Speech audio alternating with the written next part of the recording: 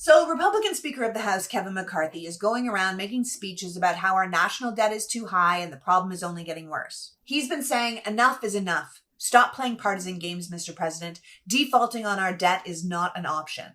And I have to tell you, Republican behavior irritates me a lot, but this speech is really getting under my skin.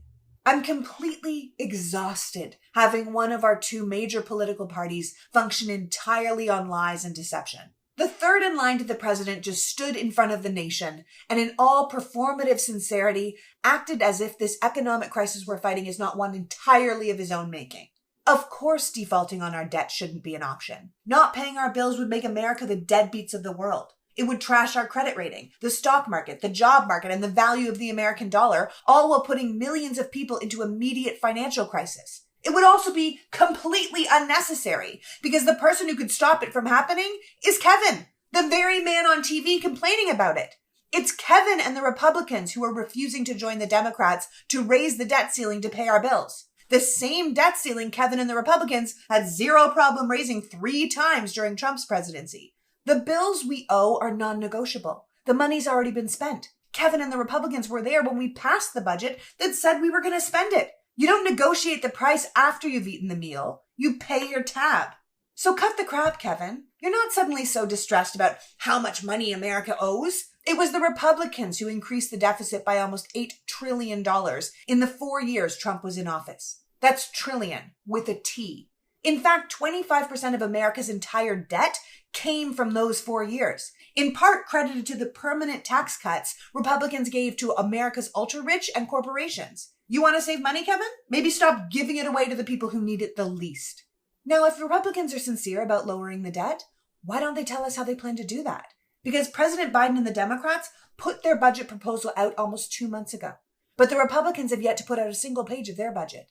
This isn't a both sides thing. You can't negotiate if one side says, we want X, and the other side says, nothing. You've said nothing. Where is your budget, dude? You want to talk about what we spend our money on? Sure, that's a worthy conversation.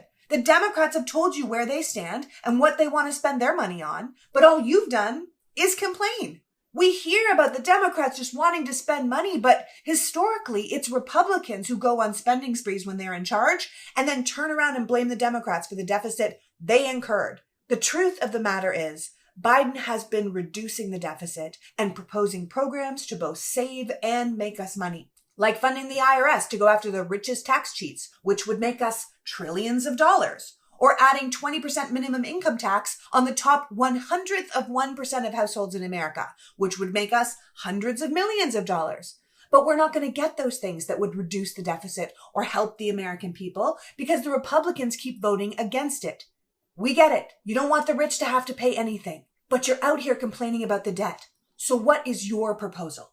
You propose cutting money for children's lunches and Meals on Wheels and healthcare and programs for the poor? You favor sunsetting Social Security and Medicare and privatizing public education? Well, why don't you write that down? Is it because it's not popular?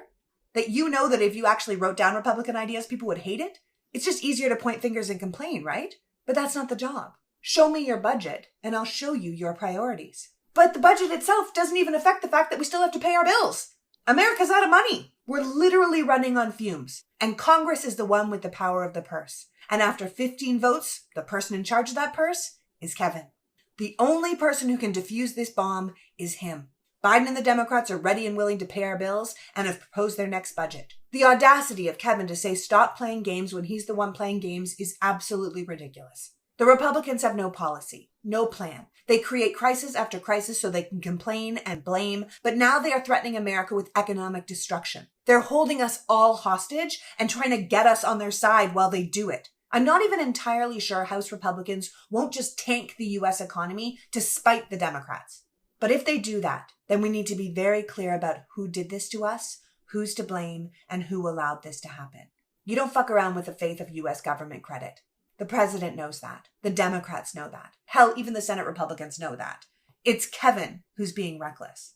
And that's what everyone else needs to know.